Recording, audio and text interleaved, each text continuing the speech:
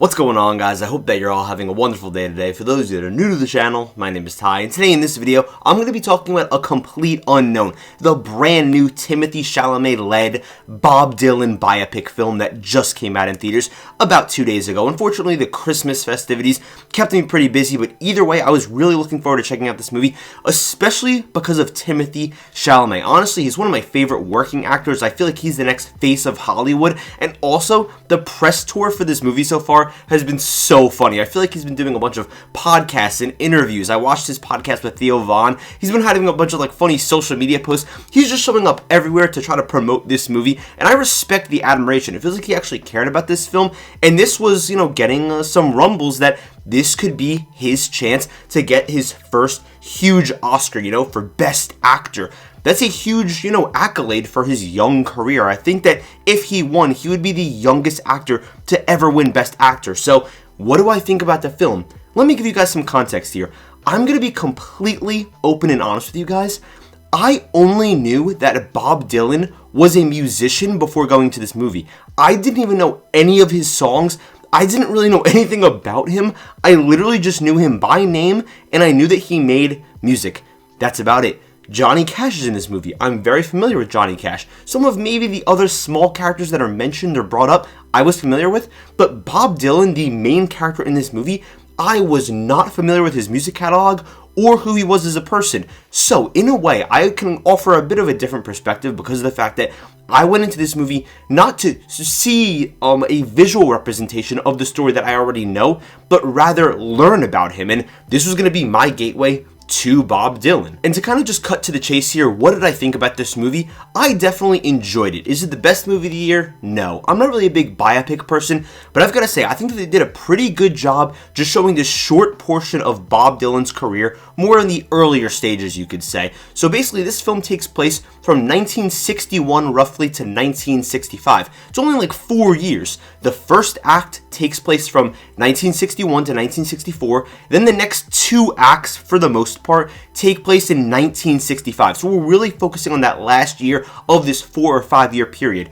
I need to start off by talking about Timothée Chalamet because this is the thing. He is going to win Best Actor. If he doesn't win Best Actor for this film, my mind would be absolutely blown. In the first act, again, like I mentioned, it's going from 1961 to 64. He's just getting discovered. He's trying to find his way.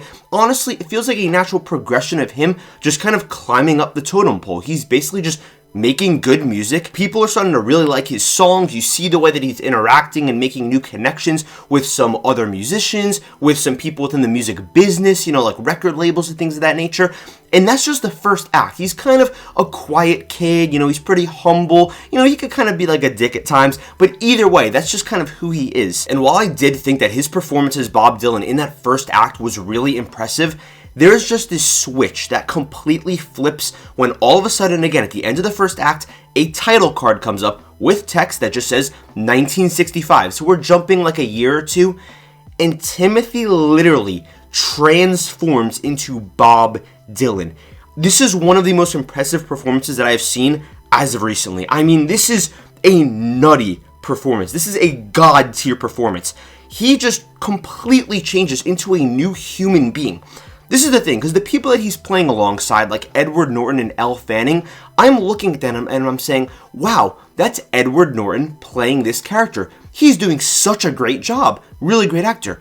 But I'm looking at Timothée Chalamet playing Bob Dylan, and I'm not looking at Timothée Chalamet anymore. I'm literally looking at another human being.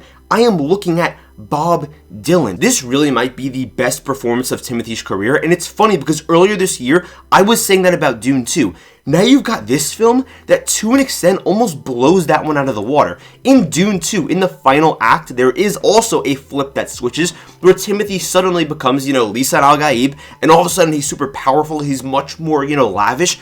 But in this film, A Complete Unknown, it's like you're getting that part of Dune 2, but for 2 acts instead, for most of the movie. He's very reclusive. It feels like he's very alone. The way that he's able to portray such limited emotions, especially because he keeps things very close to his body, it feels like, without even moving his face, he changes his voice to just, again, another human being. It's insane. And again, through this character, Bob Dylan, again, who of course is a real life person, I know that I'm talking about here, I wasn't familiar with Bob Dylan, but again, I was just blown away by this performance. It literally wasn't even Timothée Chalamet that I was watching anymore.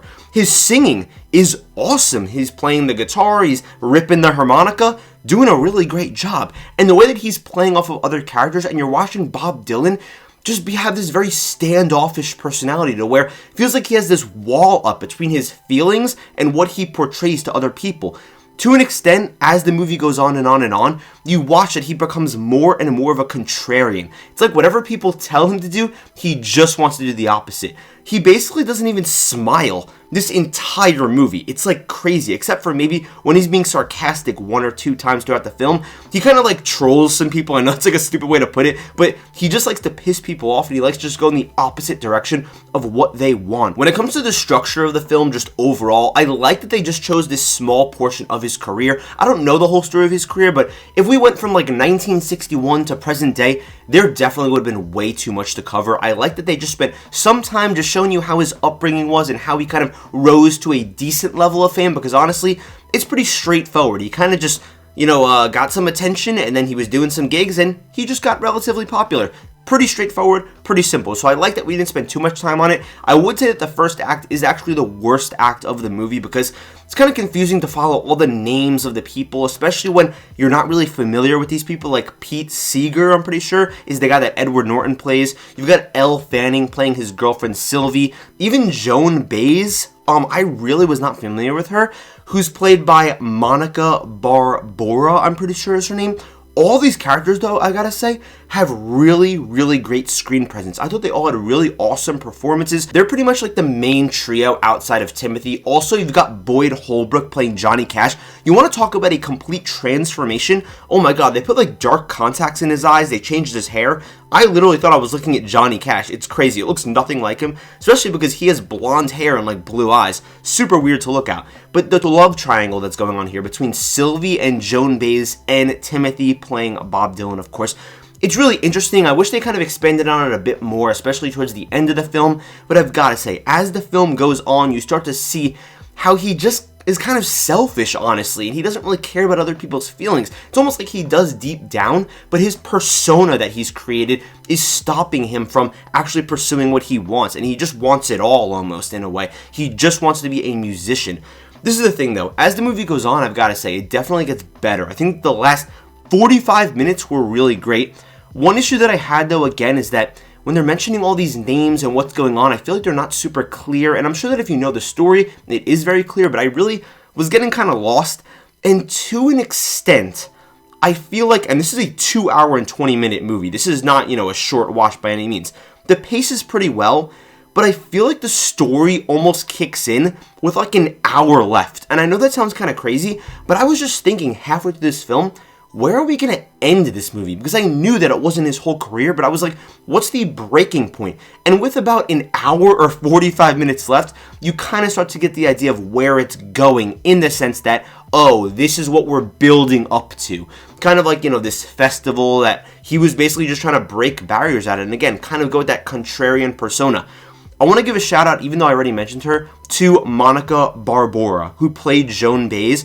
She was really great in this. She was also a standout. I haven't really seen her in anything, but she was really awesome.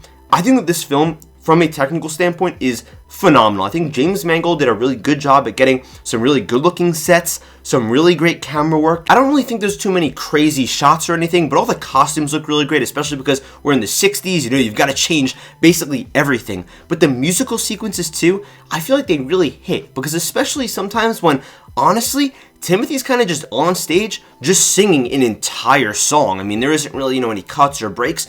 It was pretty enjoyable to sit through because it kind of just puts you into his headspace and his perspective. There's a lot of scenes where Bob Dylan's basically just in the corner, just watching everyone. He's not saying anything. He's just analyzing his surroundings, because in a way, it feels like he's a product of his environment. It's like he always wants to be in public, but I feel like he just ignores his surroundings to an extent. He doesn't want to talk to anybody. Even when he does talk to people, he's kind of like disrespectful to them. It reminds me, and I'm just comparing because that's kind of also another biopic in a way, to Mark Zuckerberg in The Social Network, to where he also had this upbringing where he started to get a lot of popularity, and he met this girl in the beginning, and in a way, even though everyone he talks to, he's really disrespectful, he's really standoffish, he doesn't really care, he brushes people off, by the end of the road, you realize that he was trying to prove a point to that girl that he met in the beginning, and that he actually does care about people deep down. In a way, this movie tries to do something similar to that, not to the same extent, but even though he constantly has this wall up, right? He's this cool guy, he doesn't care about anybody, he does what he wants, he's a contrarian, he's going to do the opposite of what everybody wants. Deep down, by the end of the film, you kind of realize he kind of does care, though. Deep down, super deep, behind all the layers, behind the sunglasses, behind the hair, he cares. He really does care, and he is a human being at the end of the day. They actually filmed this pretty close to me in like Jersey and New York. Pretty awesome to see that in some like familiar sort of locations that they were at. But yeah, overall, what am I going to rate this film? I think I'm going to give A Complete Unknown, keeping in mind that I'm not really a Bob Dylan person, and I am a Timothée Chalamet person, a 3.5 out of 5. I think it's a really enjoyable film. I think it did win me over, especially because honestly, after the first act, I was like, damn, I really don't like this movie. But the final 2 acts won me over for sure, especially the final act that I thought was pretty interesting. I don't think this movie really has the most to say necessarily. It doesn't dive too deeply into Bob Dylan's character. I wish it did a bit more, even though he is on screen a lot. But either way, enjoyable film. I'm sure if you like Bob Dylan and you know like his background and his story, you'll love this movie. But thank you guys so much for watching. I love you guys, and I'll see you in the next video.